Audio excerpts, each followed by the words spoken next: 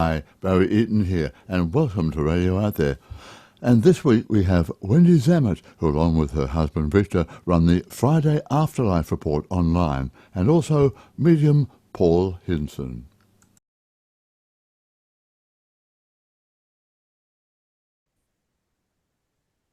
Hi, and welcome to both of you. Wendy, good to see you again.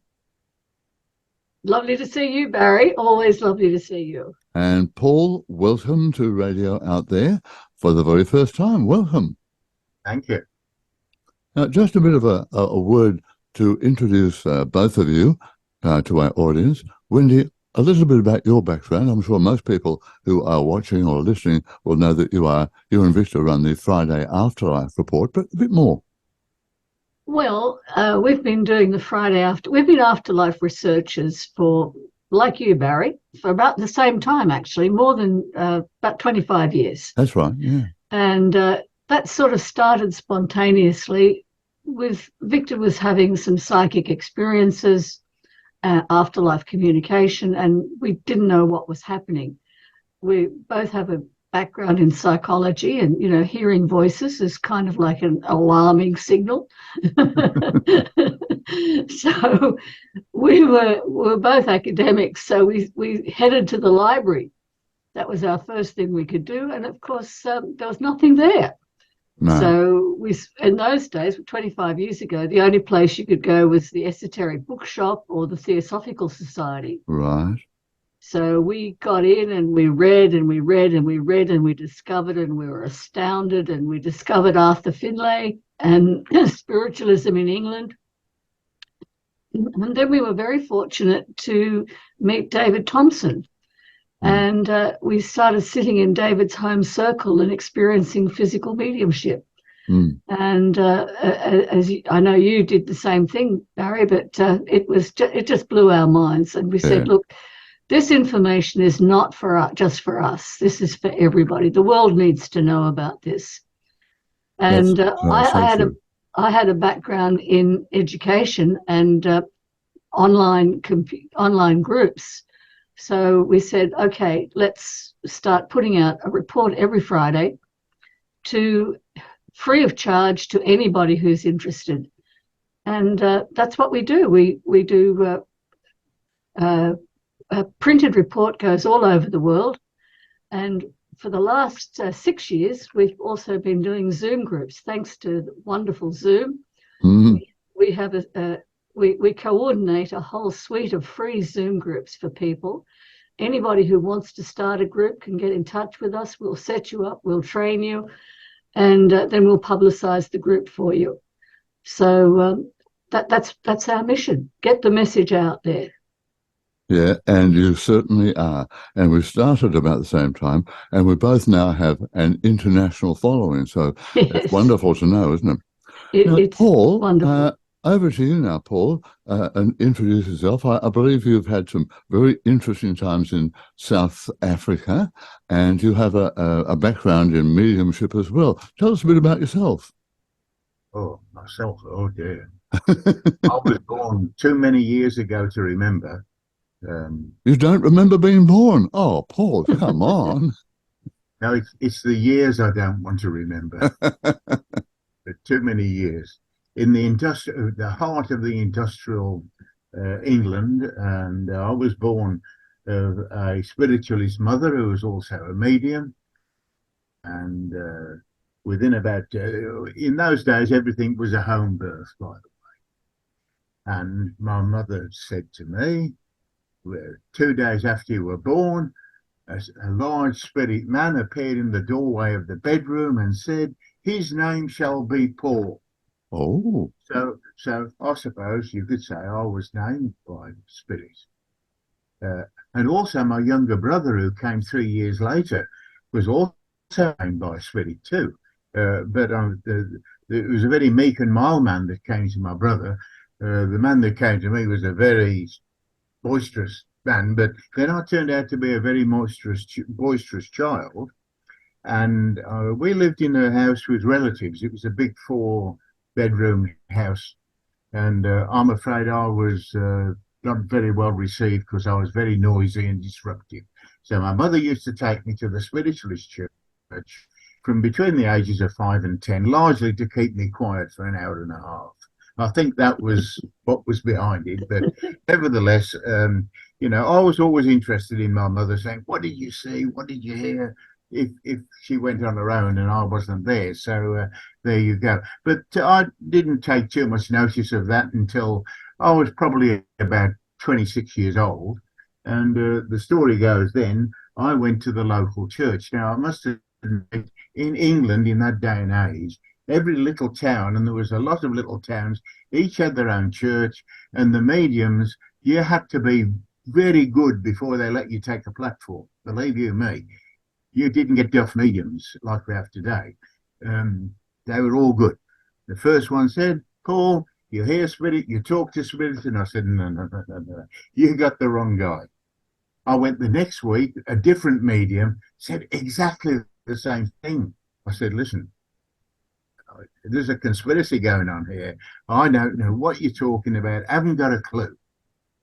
I'll go the third week, and a separate medium, another one, says exactly the same thing. And I think, oh, there's got to be something in this.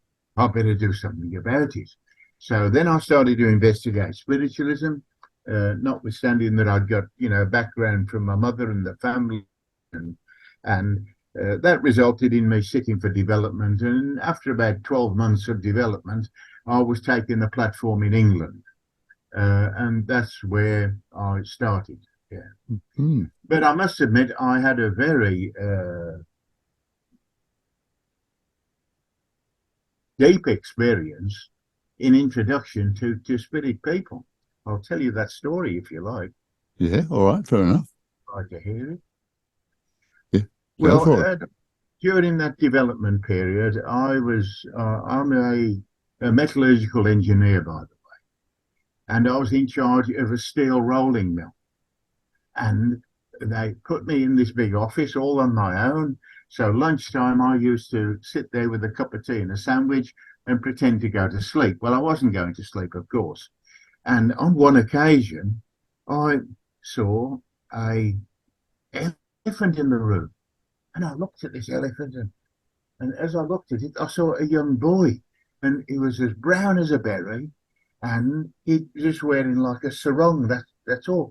And I said, "Oh, hello, who are you?" He says, "I'm the Mahout." I said, "Oh, are you dead?" And he said, "Yes." I said, "Well, how did you die?" He said, "I fell on my head. I fell off the elephant." And I thought that was like black comedy. I thought that was just hilarious. Now, I have to tell you, I never suffer from headaches. I know what a headache is, but I'll tell you the only reason I know is that afternoon I'll go down to the factory, do whatever I've got to do, and I've got the worst splitting headache that you could ever imagine. And it went on until 5 o'clock. It was time to go home. And it suddenly dawned on me, this headache was the little boy. Mm. And it vanished just like that. Mm. And that was, telling me these guys are alive, they're real, they're active, and they can affect us in the physical world. And that was one of the things, and I'm talking 55 years ago, by the way. So there you go. Mm. That's interesting. I don't know about you, Wendy, but the thought that jumped into my mind there was, I wonder whether this was a separate spirit being or whether this was a manifestation of a past life for you. But you were actually the young boy who fell on his head and you were having a little bit of karma. Have you ever thought of that? No, I must admit, my mind never goes down that road. So I think what you're going to call, I'm a die-in-the-wall, hard-nosed, old-school spiritualist. That's what I think I am. The point is too, Barry, that you probably don't know, is that little Mahout is now with Paul all the time. And he gives him the messages. The story continues, if I may. So anyhow, I spent a few years going around various churches in England, performing on the platform, and it was working out very well. I then went to South Africa. And in South Africa, I also took the platform there, but there was not too many churches in South Africa. Um, and I got involved in some physical circle, and within a couple of young Americans actually visited the church, and I was watching what these guys were doing. I said, I can do that. I'm sure I can do that. So I formed a little group. We sat in the dark. After about 4 weeks, we got the table to move, and then it really started to move. Oh, it was really fantastic. And then it started to spell out messages for us. And we'd also got a trumpet there, and we got movements of the trumpet, and all that happened in a very short space of time. I've been scratching my head to think, well, why did we ever stop that? But I've got no idea. But anyhow, the long story is that after a while, I saw the writing on the wall in South Africa, and we decided we'd go to Australia, and that was in 1987. Mm-hmm. And I contacted the local church, and they got me on the platform, and I was doing platform work. But over a period of time, the messages were getting weaker and weaker and slower, until in the end, on one day, I was at Chatswood Church, as a matter of fact. And I had to say to the congregation, sorry, I'm out of here. I've got nothing for you. We're all going home early. And from that day, for the next 30 years, I had no contact with spirit. 30 years. Mm. I put myself into a psychic desert. Mm. Why do you think that was? Oh, Did you need to do that at the time, or what? I know now. I didn't know then, because naturally I'm saying to my God, what's wrong? What's going on? Give me a clue. They were absolutely silent. So they were virtually saying, it's up to you to find out, mate. You know, we're not going to tell you anything. And they didn't. But in February this year, a whole set of, I lost in my family. 3 members went to the other side in a period of 7 weeks. And it was a wake-up call. And I thought, oh, you know, after years and years of nobody in the family going missing, or when I say missing, yeah, in that sense of the word, I decided I'll have a look at this. And I can tell you now, I was absolutely astounded, because after 30 years of seeing what had happened to spiritualism in Australia between those 30 years was quite remarkable, because it seemed as though every man and his dog was on social media offering one service or another at some at exorbitant sort of prices, without any real qualification sitting behind it at all. And it was though that the whole spiritualist movement had been fragmented, and there was a whole periphery of these people offering all sorts of events. It was highly commercialized. Now, I've never taken a penny out of spiritualism ever, from word one. Not a penny have I put in my pocket. So it was very strange to find these people. You know, you get crystals, and you get tarot cards, and you get healing, and all sorts of peripheral things that are really not spiritualism. They're to me, they're not true spiritualism as I know it. They're peripheral activities, and it's a business. It's been made a business. And it worries me a lot that that's where we are at the moment. That's where we are, yeah. Anyhow, I'll continue the story. So I thought, oh, this social media, I've had nothing to do with it. I'll get on there and find out. So I posted a couple of things, and a lady who runs a church in Ramsgate, in fact, phoned me up and said, hey, Paul, you're claiming, you know, you want to do this open circle. And I explained who I was and what I was doing. And she said, well, why don't you come to the church, and I'll arrange with a medium that after she's finished, if you want to stand up and give us some readings, we'll be very happy to do it. So I did. And it was just as though those 30 years never existed. The whole mediumship came back just like that, which is really telling you, you know, that once you have developed your psychic ability to whatever extent, it's like riding a bike, you know, you can never really lose it. This is what the thing that I want to get across to people.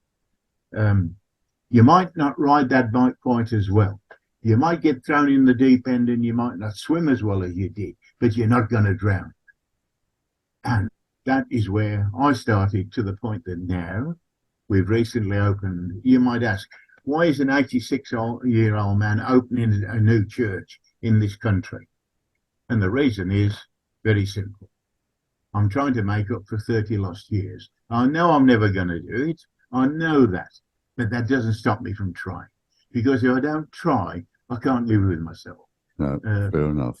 We're into the new venture, and we're involved in Zoom as well in a couple of ways, and it's becoming quite interesting. So I am trying to defeat what you call the New Age spiritualism, because frankly, it's not working that well. No, it's not working that well. All right, fair enough. Now, Wendy, what are your thoughts about the way things are going right now? Because there's a thought that spiritualism has moved on. It's a bit too commercial. Paul's put that story up there. And yes, there are a lot of people, but this has been going on with psychics, clairvoyants, healers. They do a weekend course. They do a thing here. I know somebody who actually trained under a wonderful medium friend of mine. And he was halfway through his training and said, am I going well? And it was Ezio, actually, Ezio Diantos. He said, yeah, going well. He said, oh, good. Okay, well, I'm going to now start doing professional readings. How much should I charge? And I thought, wow. So this is nothing new about this, Paul and Wendy, but where are we right now at the end of 2023? Is it a commercial industry? Is it is it just transforming with the rest of the world right now? What are your thoughts, Wendy? I think it's transforming. I think the old, I think spiritualist churches, when they're run well, are fantastic. But we can't deny the fact that in England, particularly in England, which was really the center of spiritualist churches, the attendances have gone down. The number of churches operating, with really good congregations is very, very small. In Sydney, you're in Sydney as well, Barry, and you know that there's just only a handful of spiritualist churches. Yeah, in a population of 5 million plus. 5 million, they're like, and many of them are lucky if they get 10 people. Let's be honest, on a regular basis. A good crowd would be 30 or 40. And which is a shame, because people, there are so many people who are hungry for this knowledge, for the knowledge of spirit. So many grieving people, so many people who've got no idea of. And my other concern about spiritualism is there are still a lot of people who go along just for the messages and not for the philosophy. The old spiritualist churches were very much about teaching the philosophy, teaching, with all of the teachings about how to live, how to live a better life. And I think that's often gone. What I also find about many of the mediums don't know the history of spiritualism. They've got no idea of the great spiritualist teachers, of the writings of the they don't know about physical mediumship, that spiritualism started with physical mediumship, and that the miracles of physical mediumship that were very commonplace in spiritualist churches. That said, I mean, there's nothing wrong with people starting a spiritualist church. When they're well run, I know there's a couple of really good ones in New Zealand. I know Paul has been going around to all of the spiritualist churches, and some of them are really good. But in general, the movement seems to have lost something. Now, on the other hand, I know lots of mediums, really good mediums, who have developed spontaneously or on their own. They've never gone through a spiritualist church, and they're doing fantastic work. But again, we're living in a commercial age. Somebody's got to pay the bills. It's all very well if you're comfortable in your job and you're doing it on the side, but if you're trying to put all of your time into it, and I'm very much aware that doing 2 readings a day can be exhausting, particularly, and some mediums that I know do a lot of counseling associated with their readings. And we're living in a different age. I think this is the whole point. And there's room for everybody. There's room for all sorts of things. We do know that spirit is moving. You know, we're now getting spirit leaving messages on WhatsApp. We're getting spirit leaving community. Spirit are looking for any avenue that they can get. And I think, quite honestly, spirit will tell you, look, we will come through anybody who's willing. And particularly given the state of the world that there is now, we're going to be having a lot of people passing over in wars once again. You're probably aware that spiritualism came to the fore during wartime. Yeah. Initially, it was there in the American Civil War. That was one of the big things that kicked it off. So many grieving people wanted to know that there is life after death. And then, of course, World War I and World War II. Arthur Conan Doyle was very big in the movement just after the First War because his son died in the trenches. Exactly. And this is what I think is happening now. We're living in a time, there's enormous fear in the energy in the world. People are actually beginning to think about what's the purpose of it all. You know, given the state of the world, and I think people are ready and looking for contact with spirit. You only got to look at the increase in the number of podcasts on spiritual, the number of interviews. I think you would probably remember 5 years ago, there was hardly anybody interviewing on spiritualist subjects. You were one of the first. But now there are hundreds and hundreds. You've only got to go to YouTube and see how many people are interviewing people about near-death experiences, about mediumship. And that's good. Anything that's getting the message out to people that there is more than our physical body. And of course, there's this huge impetus now in consciousness studies. More and more people, even in the academic sphere, there's been a big change amongst younger academics who are prepared to go public, and retired academics. It's when they retire that they're able to actually speak their mind. So look, a lot is happening, a lot is changing, but spiritualism is still there like a rock, and I would like to see it go. Some of the strengths of the old school spiritualism brought back. What are your thoughts? Well, definitely, Wendy, because I wrote my first book, Afterlife, because I was contacted through Spirit and told that I was one of many around the world, that they wanted to get the word out to take the fear out of life after death. There is life after death. Take the fear of that away. And that's why I wrote my first book, Afterlife. And it's gone on. It's done very, very well, still selling. And I wrote 2 others there, a follow-up, No Goodbyes, and then Past Lives. So there's a trilogy. But I was told that is what, and I keep getting messages from Spirit. We want you to keep putting the word out there. So I'm not saying I'm the only one. No, I'm one of hundreds, maybe thousands, more than that, all combining under the aegis of Spirit to be able to put this word out there to help people. Now, if that's what's happening from the other side, then this is not going to suddenly just fade away and fizzle out. No, we'll go through ups and downs, that's for sure, but there is no way it's going to disappear. So I think what you said before, definitely we're in a time of transformation, and that's what we have to do there. But we can't keep on going back to what it was 100 years ago.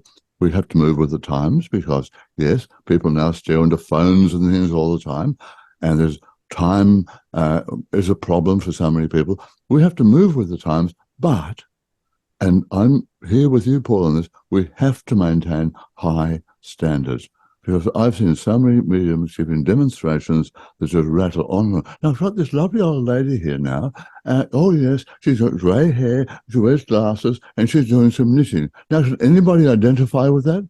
Oh, God, can anybody not identify? So we need to be more precise and not go into all this great big information. Come straight to the message. Get out there, help people because people want help right now. So what do you guys think? I mean, Paul, over to you. This is one of your favourite topics, Paul. I always trained. You don't just take spirits and throw them into the midair. You do not do that. If you do that, you're going to be laughed at. That is what happened when I was being trained. So the idea is, and I sat in a circle at Spiritus Church in England for a year, and I think that was where the most development occurred. And the people there said, look, we think what you should really do is sort out who you want to speak to first. Either get an idea. He said, sometimes you might see a light over their head, for example, but then find out what the spirit wants to talk to that particular person about. Don't do what the modern day New Age spiritualists do, where, and Barry, you might have been at the same church that I went to. The very first one I went when I decided early in the year to take an interest, and the medium got up and said, I've got a George in spirit. And that was all the information, and about 6 people put their hand up. And I thought, what on earth is happening? Is this for real? You know? And apparently that's quite normal. And eventually, after a lot of messing around, the mediums managed to get someone with a half-hearted, what I call a fluffy message out. And everyone was happy. And I thought, you know, it's not just the medium. You know, it's the congregation have been dumbed down now. They don't know what real mediumship and spirit is, and some level of evidence where they can say, well, how did he know that? He only knew that, or she knew that, because spirit was telling them, because they're in contact. So there's a lot of, now that was my first experience in this country after 30 years. And I walked out of that church and I was just astounded. Yeah. 2 weeks ago, I went to a church that shall be nameless. I knew the medium was there, and there was a good crowd there, surprisingly, because this church normally may get 6 or 7 people, probably maximum, but there must have been about 15 people there. Now, a lot of the regulars weren't there, which was strange, but it was filled with newcomers. Anyhow, I knew what was going to happen. So when it came to the mediumship, frankly, I couldn't take any more. I just walked out. The next week, I'll go there, same medium. And I thought, well, don't you choose me? There's absolutely no idea of how to choose mediums. It's as though that particular church has got 4 or 5 mediums, and they just keep so-called mediums. You know, you put the whole 4 together, you wouldn't make a good one. I'm telling you now. I go there the next week. You know how many people are in the congregation? No, how many? First time ever. 0. Oh, my God. Except Charlie. There's just the medium, the chair lady, and I pitch up to an empty hall. Did you hear a reading? Fun? Did you hear a message? Well, she asked me, do I want to read? And I said, no, thank you. I don't blame you. But now, this brings up the question, Paul, is it only spiritualist churches where you can get these things? I mean, I know I don't do demonstrations. I do one-on-one people with helping people as part of almost counselling that I do, combination of astrology and all sorts of things, and I get messages through. But is this the only way to go to a church? And maybe that is what we have to look at with the future of spiritualism. What are the alternatives? That's an interesting observation. You see, I have been advertising this church on Facebook, and frankly, the responses haven't been very good. But at the moment, if Wendy gives me an idea and said, listen, why don't you start dropping the emphasis of church and start to look at mediumship. So I rehash the whole of the advert, and suddenly now people are far more interested. It looks as though the word church is a dirty name anymore. It's church has got a bad connotation in a lot of people's minds. That's what I think. But the moment you don't really emphasize church and you start to emphasize the mediumship, then I think that probably we had about 300-400% increase in response. Well, there you are. That answers it, doesn't it? Mm. So the answer is maybe, this modern idea of, churches, and yet at the same time, people are hungry to be part of a group energy. Yeah. What we're finding with our little groups on Zoom is we've got 30 or 40 people will turn up to the same group every week because they've got community. And I think this is one of the saddest things. Yes, we're seeing the same thing happening in churches, in Christian churches, certainly, unless there is a charismatic leader. If there is a charismatic leader, a charismatic congregation, then the church will thrive. But if it's just going through the motions, then people are not attending. Mm. And of course, COVID set a lot of groups and spiritual groups back, with lack of attendance. But I think the hunger is out there. And people, they're cut off from each other, and there's a lot of loneliness in the community, and very few places where you can go and discuss the deep questions. What am I here for? What happens after death? Where can I go? And I think people are looking to that online now rather than face to face, which is really sad, because meditation groups I think are doing really well. People are going to yoga. They're going to other kinds of groups, but they're not so much supporting the traditional groups. So is this happening not only here in Australia, but you said England is going a bit all over the place? Very much the same way. What about America? Because you've got a lot of followers, as I do here, within the North America. I think America's still got a pretty strong tradition of churches and group activity. I don't know. Of all the people I've spoken to, there are some strong spiritualist churches, yes, which is great. And I'm thinking particularly of places like Florida. There's a lot of spiritualist churches. Perhaps some of your listeners could fill us in on that. We do know that there are a lot of home circles all over the world working now. More home circles than there have been for a long time, trying to develop physical mediumship, and some of them are getting really great results. But it's I think we're in very fluid times, and I think it's a time for people to start experimenting and trying to set things up to bring people together. I would urge your listeners to. Even if you advertise, as we did, that you're going to have a meditation group, or do you remember these death cafes that were very popular a few years ago? The what? Death cafes. Death cafes. Death cafes. They would set up groups to talk about death and dying, and over a cup of tea and cake. That was the theory, but I haven't heard about them for a while. That's a new one on me, Wendy. No. Have you heard about them, Paul? No, people. The whole idea was to try and take the fear out of death, but unfortunately, I don't think they had much of a spiritual context. I think they were talking more about just sort of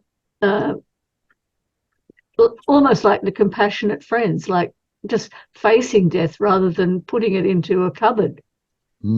Yeah. Well, I mean, there still has to be some kind of contact, because I was spirit want to have contact. Our people on the other side, our soul families, our passed on families, they want to be in touch. I mean, we've all got guides. A lot of people contact me and say, how do I get in touch with my guide? How do I learn mediumship? So it's there. We just have to be able to find some way of doing it to help people who don't want to go to church. They associate maybe religion with wars and hatred, and look what the hatred is at the moment with two main religions in the world. So, I mean, there has to be a new direction, surely. Paul? I'll jump in on that one because during my searching of Facebook, there's a man who does one of these cafe readings. And I thought, oh, well, he gave a subject and it was on a Saturday or a Sunday morning. I thought, well, I'll go there and see what happens. So there the guy, I know him, I walk in, I can see him sitting up the corner. I thought, I won't introduce myself. I'll just sit elsewhere like an ordinary person and get a coffee first and just be an observer. But nobody came. Oh my God. I sat there and this guy was there ready to talk to, but nobody pitched up. Nobody. And in the end, I didn't even introduce myself. I finished my coffee and I walked out. And I thought, what is it? There's a guy that's prepared to go and give his time, his effort, his energy and his knowledge, and nobody can move their backside. Nobody. Yeah. That's very sad. I think that's maybe a legacy also of all the dreadful lockdowns we had. People retreated into their homes, home offices, all these sort of things. We have to get them out now. We have to get them, as you say, Wendy, into a community area. And a lot of people are on Zoom all day. They're Zooming for their work, and they don't particularly want to do any more Zoom after work. No. So I don't know what the answer is, but this is what we're going to try. We're trying to set up a spiritualist church, which we won't actually we'll call it a spiritualist church, but we won't be a traditional spiritualist church. We'll hopefully be a meeting place for like-minded people, right, where we can, have discussions and just see where it goes. Good, excellent. That's is this the one we're talking about? The one that's going to be at Manly Vale? Yeah. There's nothing really on the beaches side apart from that. And we're talking about Sydney here for all our international viewers and listeners. We are in Sydney, but this can be an inspiration. No matter where you are in the world, take inspiration from this movement. Wendy. Yeah. So basically, we're pretty open to whatever happens. Paul has been prompted very much by Spirit to do this, and we've been also for a long time now. Victor and I have been saying, it'd be nice to have a spiritualist community of like-minded people that we could find on, in our area. So that's just to some extent. It's sort of people really don't want to have to drive for an hour to get to a group. And anyway, so look, that's what we're going to do. And we're going to, the idea is, Paul's idea is getting some of the best mediums in Sydney to come and demonstrate on a different medium every month.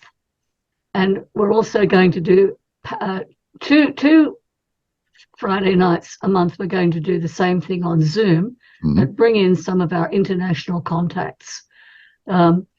So the other thing is that we're very keen to make it accessible to people who don't have money to go and have a good reading with mediums. One of the problems is that we're finding is that a lot of our people are on fairly limited incomes, and that they, particularly if they're just starting out, they don't feel comfortable going into commercial things when they don't have the contacts to know if they're wasting their money. Would you agree with that, Barry? Oh, look, I think that's very, very true. Very, very true. I mean, cost of living now everywhere is just going through the roof. People are suffering, but they want help. So we have to give help. I mean, obviously, as you said before, mediums, if they're not working somewhere else and devoting this as their out of work activity, they have to get some kind of recompense, because otherwise they can't pay the bills. That's they can't right. eat. So there has to be a little meeting point in the middle, but certainly not being overcharged or whatever. And I think having meeting places where people can go and talk and whatever. I mean, I lived up the Northern Rivers around Byron Bay for 7 years. I went up there and wrote 3 books and whatever. And I found that there was no spirituality out there. If you wandered around with dreadlocks and a yoga mat, you were supposedly spiritual. I only met about 3 or 4 people in 7 years up there. So I think we're trying out now for places where we can go, talk, meet, share, learn, develop, whatever. So we can encourage this here in Sydney. We can encourage it in parts of Australia, in New Zealand, America, Britain, wherever. So let's get things going. Well, we have, as I said earlier, we have a whole range of Zoom groups. That little people are starting groups. And what we find is that some people are going to a Zoom group every day of the week. They and they have formed real communities there. Yeah. There might be 20 people in the group, and they communicate with each other, but many of them are physically isolated from other people, from other like-minded people. But they have formed real communities, and as they say, we can't afford to pay $10 a day to go to a community circle, but they're finding that this is free, and that they're able to tune in with like-minded people all over the world, which is just great. That's what it is.